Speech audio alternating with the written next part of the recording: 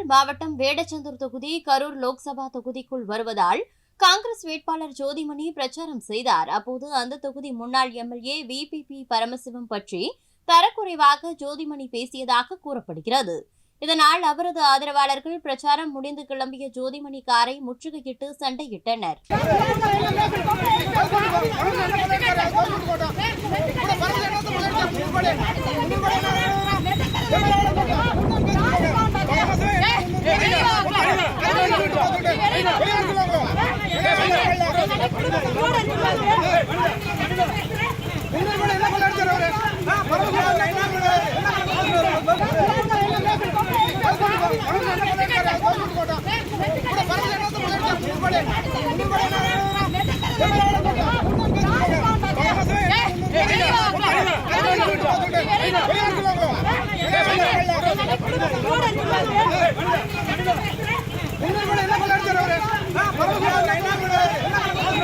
செய்திகளை உள்ளது உள்ளபடி தெரிந்து கொள்ள ரெஃப்ளெக்ட் நியூஸை சப்ஸ்கிரைப் பண்ணுங்க.